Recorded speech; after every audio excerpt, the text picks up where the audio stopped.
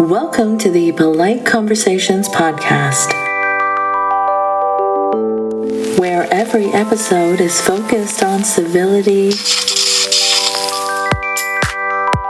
decorum, and good manners. And I'm your lovable, non-controversial host, Ina. If you know me, you know I definitely don't like to ruffle any feathers at all.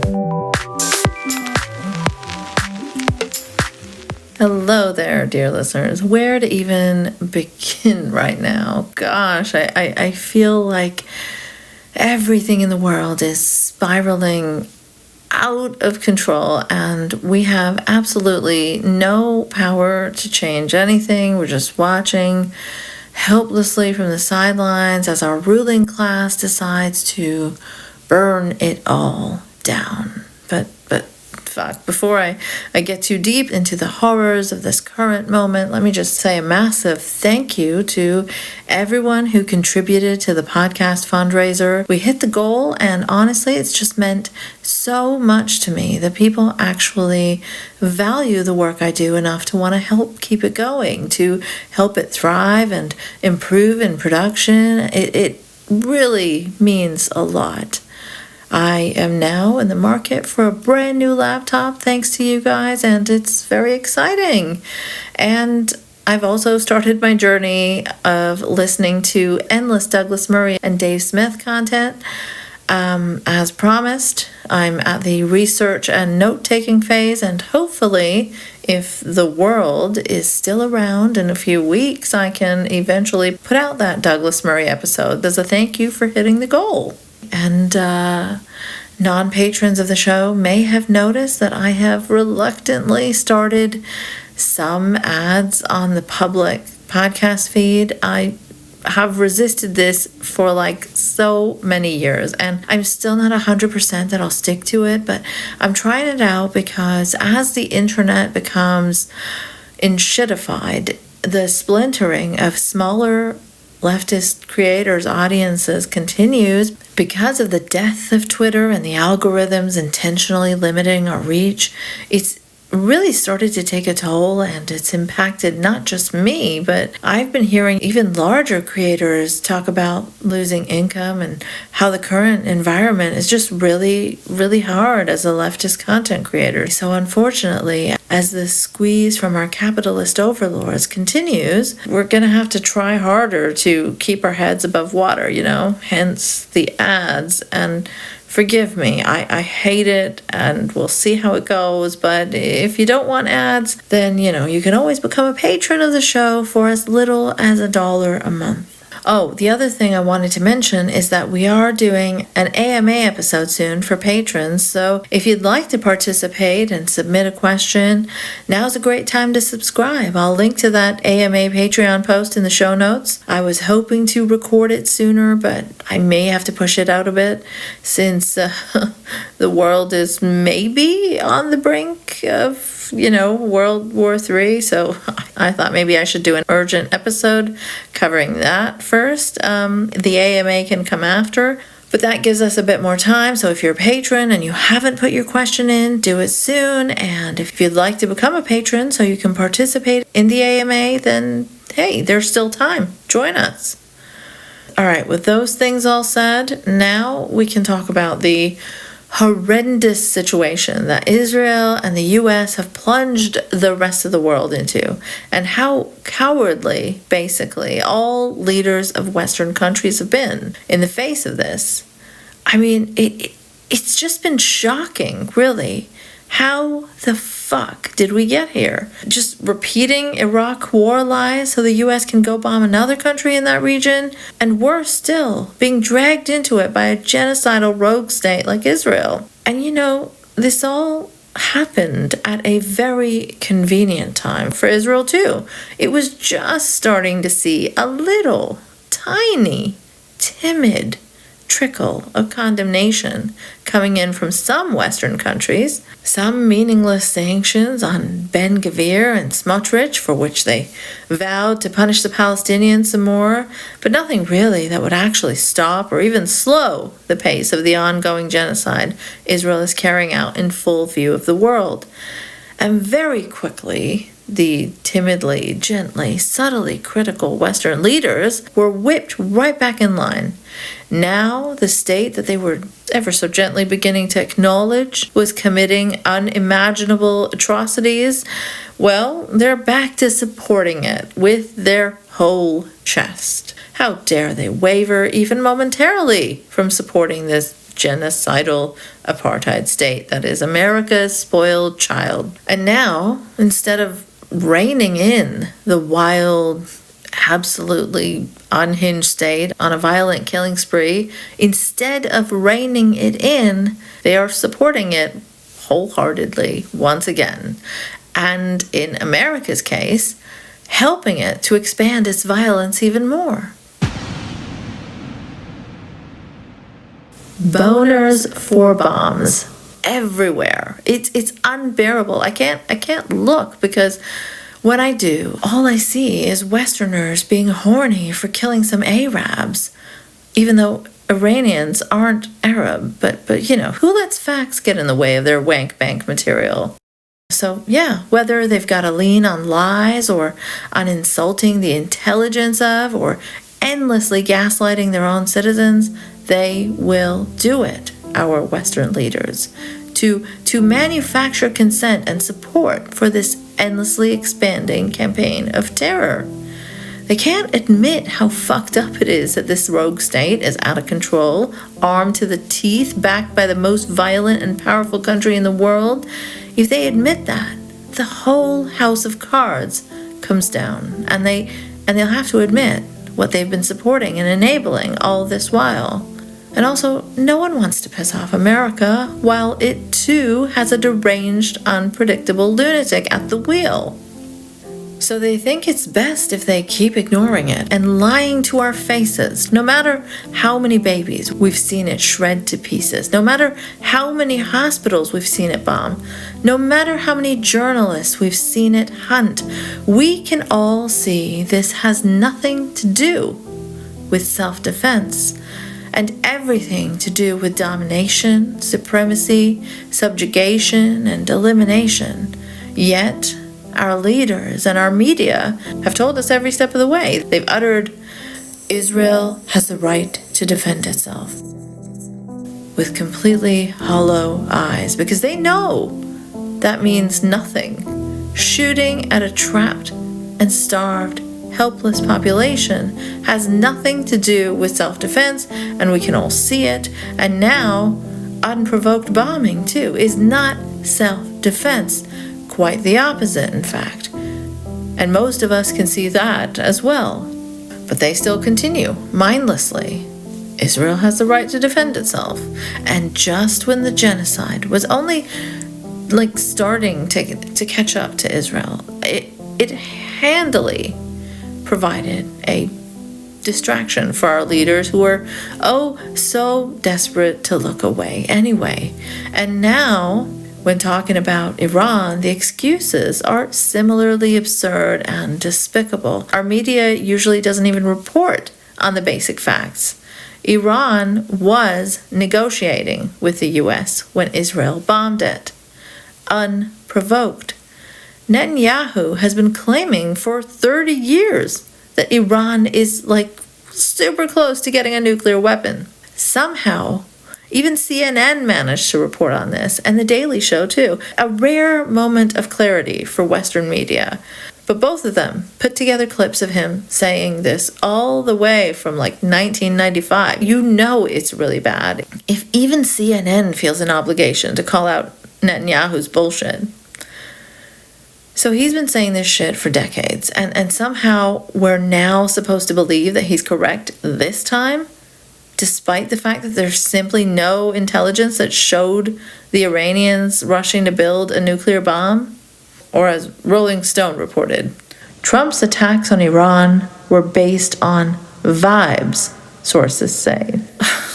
Just imagine that. Dragging the whole world into potential nuclear war based on vibes, or based on what serial liar and genocidal maniac Bibi Netanyahu has said. And everywhere you look, it's absolute cowards with no conscience, no morals, and no shame in power.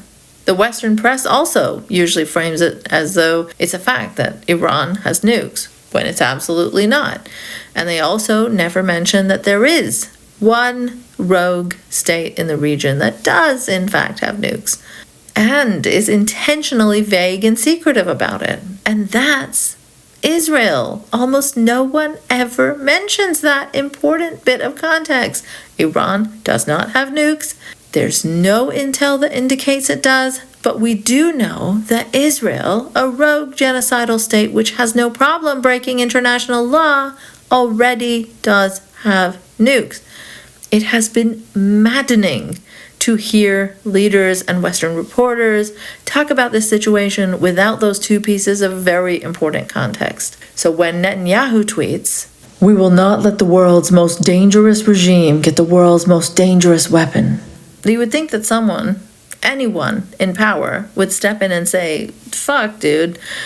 Other than the US, you are the most violent and dangerous regime in that region, already committing a genocide and bombing multiple places. You already fucking have it, though." But no one says this. And instead, they continue to meaninglessly chant, "Israel has a right to defend itself." Like they were fucking programmed to say it, just endlessly, regardless of context. Let me read you something from Mona Chalabi, who is an illustrator, infographic maker, writer, Pulitzer Prize winner, and data editor. So she made this simple, straight-to-the-point graphic asking, which countries in the Middle East have nuclear weapons?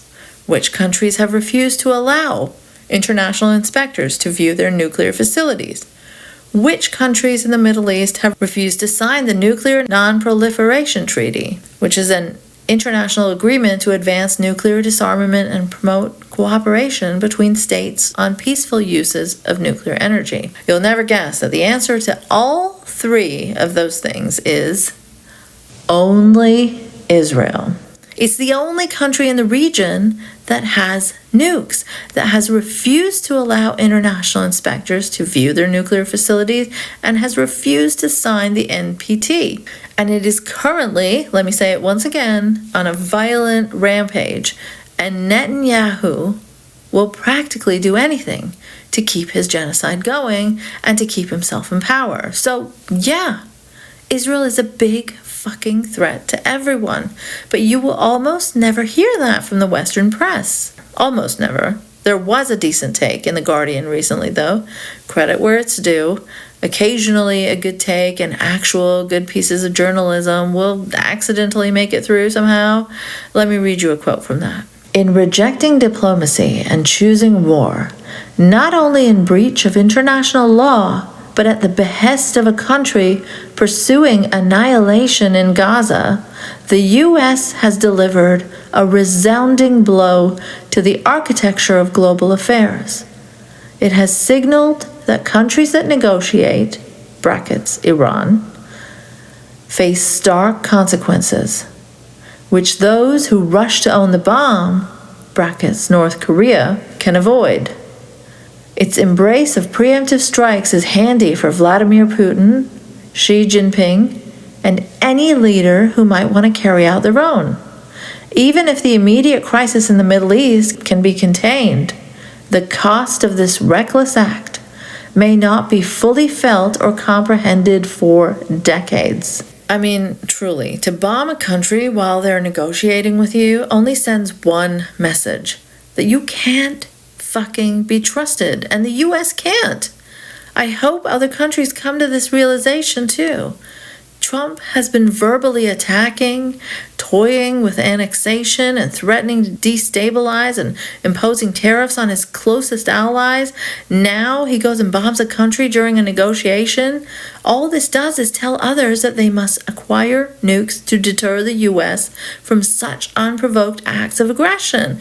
It is incredibly fucked, and he and Netanyahu have probably made the world a lot less safe for everyone in irreversible ways. But the gaslighting and just straight up bullying, my God, it's crazy making. You do not have to like the Iranian regime one bit to recognize that. After bragging about the bombings, Trump ended his Truth Social post with, "Now is the time for peace," in all caps. Just utterly deranged and abuser shit. You can't fucking bomb a country, brag about it, and then demand peace right after. And it's not just Trump. Ursula von der something, president of the European Commission, tweeted, "Iran must never acquire the bomb. With the tensions in the Middle East at a new peak." Who caused those tensions? "Stability must be the new priority. And respect for international law is critical. Now is the moment for Iran to engage in a credible diplomatic solution. The negotiating table is the only place to end this crisis." I mean, how the fuck can they say this shit with a straight face? She's calling for respect for international law after an illegal, unjustifiable, unprovoked bombing was done by Trump, and saying that the negotiating table is the only place to end this crisis, like without a single mention of who actually caused this crisis or the fact that Iran was at the negotiating table already. This is how they got rewarded for it. It was Israel who blew up the negotiations. And the US too, of course. But Israel can't have the US and Iran actually come to an agreement, because how could it keep justifying violence then? Just maddening to think that, like, you're beaten to a pulp while at the negotiating table, and the aggressor and his buddies demand that you continue negotiating peacefully after that. Starmer and Carney put out pathetic copy-paste statements too. Australia also had similar words to the UK and Canada, all of them shamefully falling completely in line and backing US aggression, which clearly breaches international law. And this coming from Carney, despite the fact that the US has been giving Canada so much fucking grief. And half the reason people elected Carney is because he said he'd stand up to him. Now he can't kiss his ass fast enough. So these are their weaselly, gaslighty statements. Both the UK and Canada have basically the exact same first sentence. Iran's nuclear program is a grave threat to international security, and Canada has been consistently clear that Iran can never be allowed to develop a nuclear weapon. While U.S. military action taken last night was designed to alleviate the threat, the situation in the Middle East remains highly volatile. Because of who? Stability in the region is a priority. Canada calls on parties to return immediately to the negotiating table and reach a diplomatic solution to end this crisis. Starmer's statement said, "Iran's nuclear program is a grave threat to international security. Iran can never be allowed to develop a nuclear weapon, and the U.S. has taken action to alleviate that threat. The situation in the Middle East remains volatile, and stability in the region is a priority.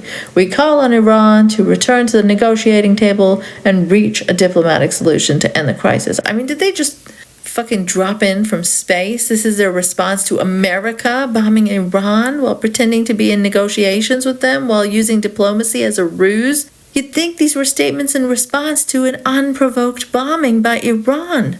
Then it would make sense. Please, make it make sense. How the fuck are they calling Iran's nuclear program a grave threat when Iran has no nukes? Israel and the US have nukes, and they're the ones bombing Iran while it was negotiating. Gah!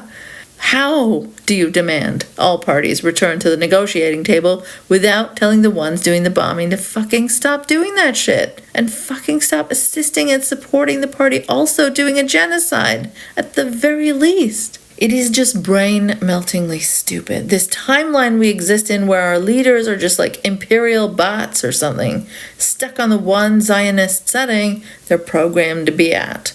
Like they just can't adjust their responses according to the situation. They will endlessly repeat the same pro-Israel talking points. No matter the level of uncontrolled aggression Israel is displaying on every front, it will always be Israel good, Iran bad. Israel has a right to defend itself. Does anyone else have a fucking right to defend themselves? Or no? Vance also came out and said, "We're not at war with Iran. We're at war with Iran's nuclear program." Like, just imagine how it would be taken if another country bombed the US's nuclear facilities and then claimed, oh, they aren't at war with the US, just their nuclear program. Obviously, this would be seen as an act of aggression, an act of war. But just like we've seen throughout with what's happening in Gaza, the West has put its hypocrisy on full display. The rules don't apply to them. They can do what they want. But the inferior countries, because we can't say races anymore, they have to do what the civilized West tells them to. The ICC, well, that's clearly a tool of imperialism to keep the global South and Putin in check. Not any of them or their other friends. They're willing to torch all international law if you dare even try. And Trump was also threatening Russia with nukes the other day, which he refers to as the N-word. Like, that is not what that means, you dipshit. And all this is done via Truth Social posting, of course. Like, fucking hell, we are trapped in some dystopian nightmare, and not only is it hellish, but like I've already said, it's also very, very fucking stupid.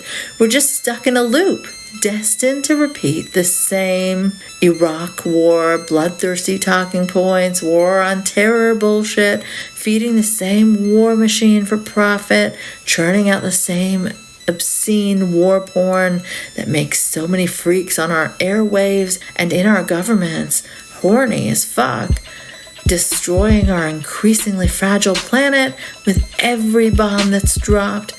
We've been through all of this before, but it's way worse now, heightened because there's like no escape from social media. It's in your face all the time because you too are likely addicted to doom scrolling out of fear and anxiety and wondering what the fuck will happen next. And even if you manage not to be on social media, you will come across something somewhere, whenever, wherever you are on the internet. Smartphones, push notifications.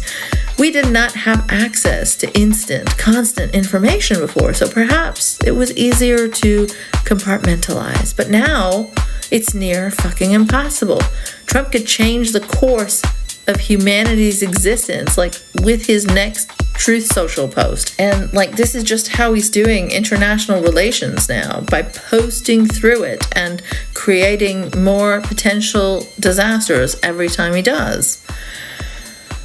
I mean, he went within hours from threatening Russia to announcing a very confusing ceasefire between Iran and Israel with some very bizarre conditions. Like, it was staggered. Iran would stop first, and then Israel had a few hours after that to keep firing, and then Israel would stop. Of course, this caused confusion, and there were mixed messages.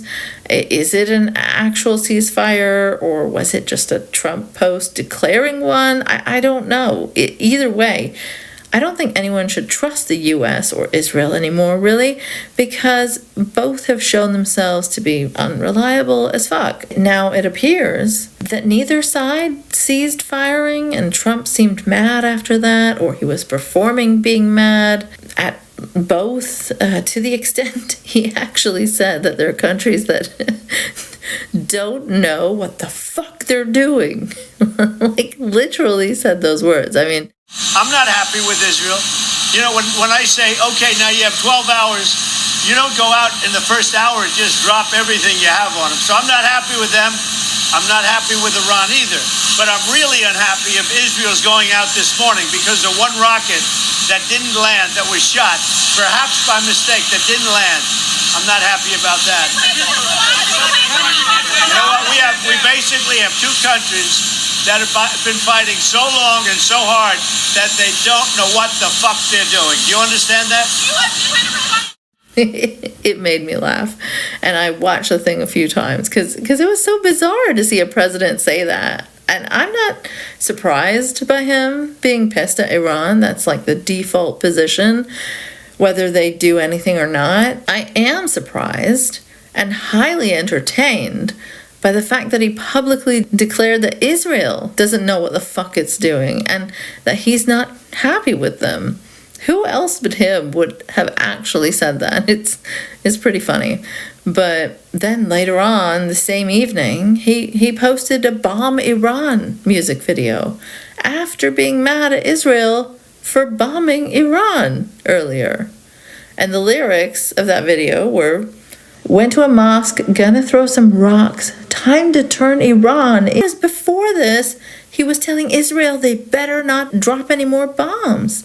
This is just unhinged behavior from a president, vile and bizarre and dangerous at any time, but especially absurd right after you are pressuring parties to do a ceasefire.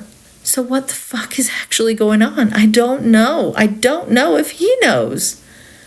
And it's constantly changing. Trump really is one to talk about people not knowing what the fuck they're doing. Like, does he ever himself know? This whole operation has been chaos.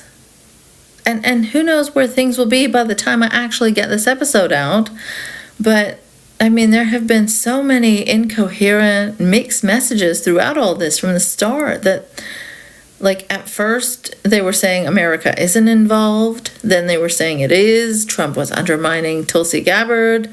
And they just weren't, like, even all on the same page amongst themselves. Now there are reports that both Iran and the U.S. had given each other a heads up before bombing.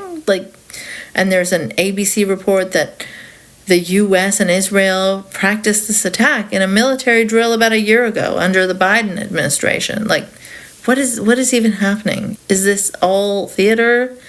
It's really hard to know what's what anymore. And the nuclear level gaslighting and lies from our leaders in the West certainly doesn't help. It's basically across the board. And so is the gaslighting from the media, who are not like just bad at their jobs. We have seen that they can occasionally do good reporting if they want to. But they seem to be willing participants not only in the Western-backed genocide of Palestinians most of the time, but also in Israel's ever-expanding violence. And also in just like Western dehumanization of Muslims.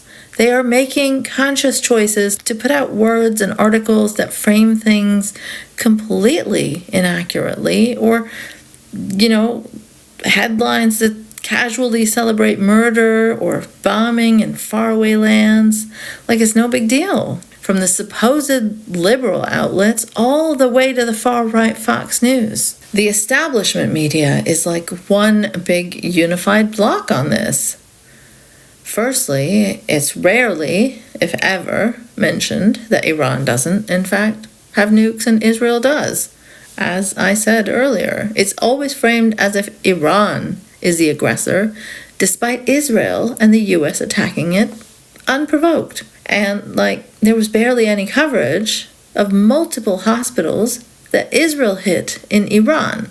But when Iran was trying to strike an IDF facility near a hospital that was in fact used to treat IDF soldiers, there was wall-to-wall coverage, with the Western press suddenly, after nearly 2 years of exonerative headlines and trivializing coverage, suddenly the Western press cared about bombings near or around hospitals again, which was, of course, framed as a direct targeting of the Israeli hospital by Iran, which it wasn't. And In the days since Israel's attacks on Iran, which killed hundreds of people, civilians, scientists, academics, children, and Iran's retaliatory strikes in Israel, we have heard time and time again that Israel, in fact, has several military facilities in civilian areas. Yet, no one in the media has called out the hypocrisy of them using the same reason as an excuse to completely flatten all of Gaza and bomb everything in sight. Netanyahu did an interview complaining that his son's wedding had to be postponed because of Iranian bombings, like with a straight face, as if he hasn't been endlessly bombing children in Gaza and having them sniped in the head. I wonder how many people he killed who were about to get married or wanted to get married or had just gotten married. Like, how does he have the nerve to speak about an inconvenience like a delay and try to get sympathy when he's been erasing entire families off the face of the earth? Ben-Gvir also did an interview saying that people who attack hospitals are Nazis. Okay, well, I'm glad we agree on something, Ben-Gvir. So what does that make you and your country then? Israel has systematically attacked every single hospital in Gaza. In May 2025, Medical Aid for Palestinians reported that at least 1,400 healthcare workers have been killed in Israel's attacks on Gaza's healthcare facilities. The Washington Post reported all the way back in 2024 that out of Gaza's 36 hospitals, only 4 had not been attacked by the IDF. And that was like last year. And Israel's also attacked hospitals in Lebanon and Iran. And it's not like one hospital in Lebanon either. Another rare article doing actual journalism by CNN reported in November 2024 that Israeli military dropped bombs in lethal proximity of at least 19 Lebanese hospitals. I mean, the absolute fucking nerve of any Israeli official when all they've been doing is bombing hospitals in multiple countries. On CNN, they had a special titled, "Why Iran Hates America," which they had to interrupt to announce that America had in fact bombed Iran. Just try to wrap your mind around how ass backwards it all is. And boy, do they have some like real propagandists over at CNN who simply like aren't doing journalism.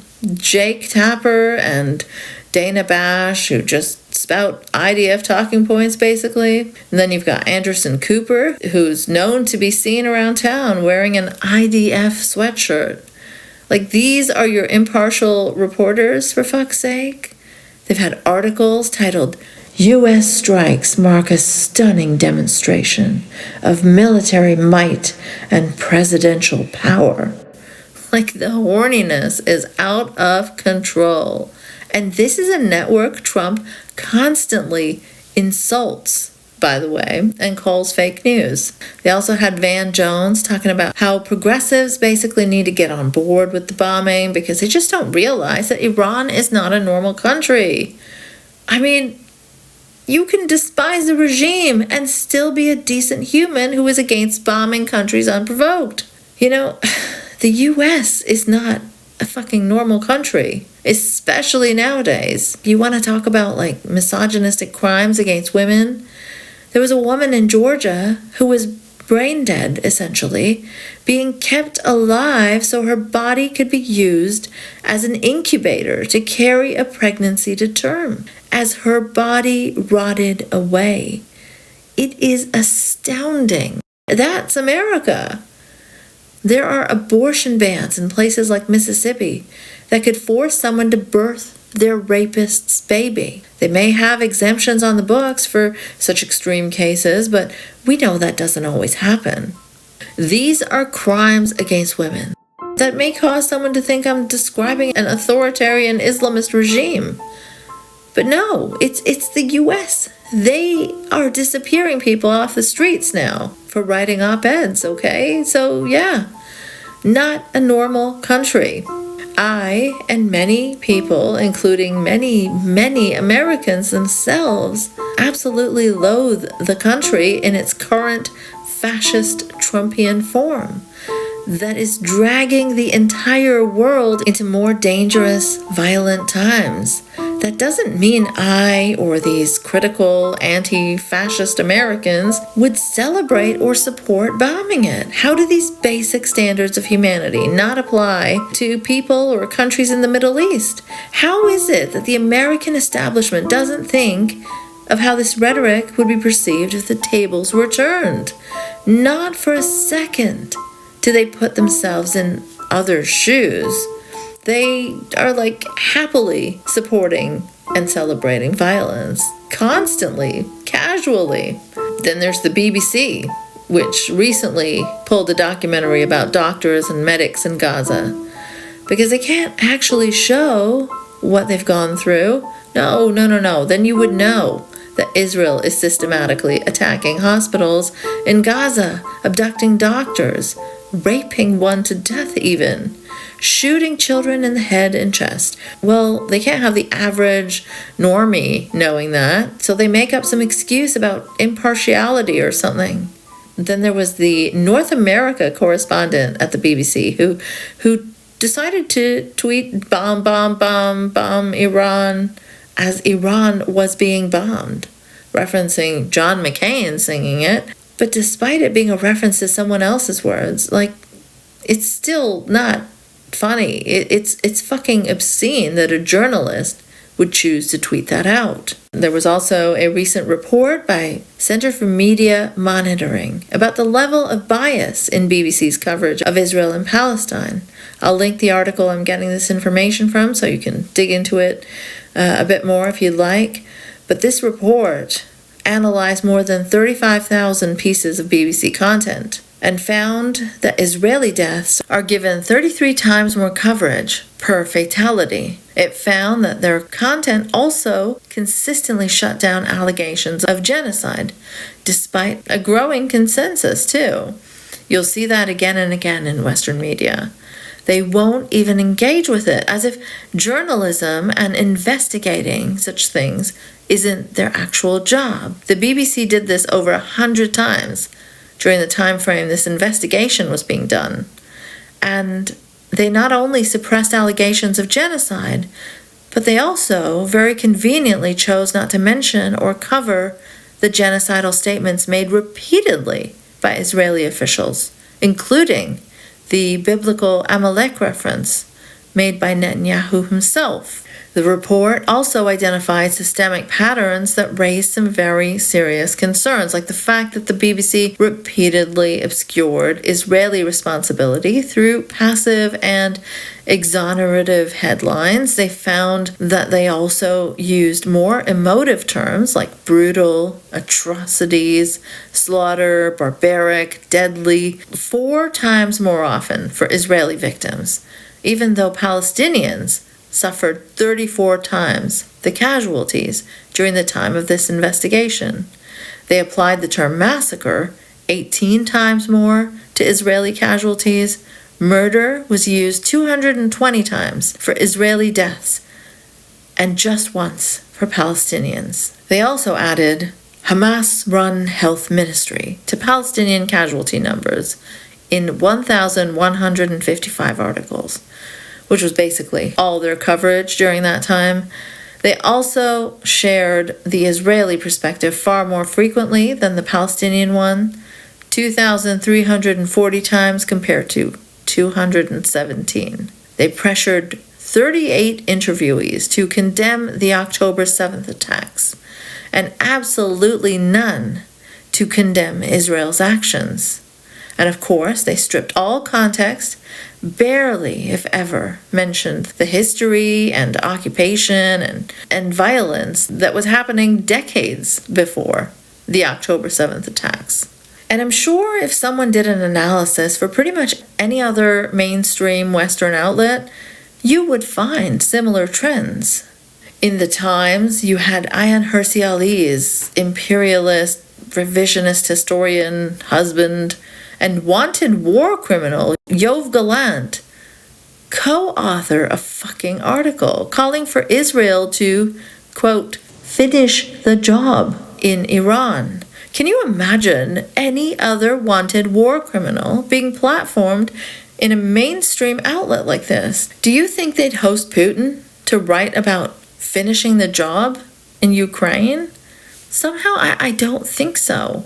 It's beyond grotesque. And then there's David Frum, who not only is not sufficiently shamed for his previous round of bloodthirsty bullshit, but he's doing it all over again. He posted, Iran had it coming. Just straight up. Like, can you imagine an Arab journalist posting that justification after a bombing that killed civilians?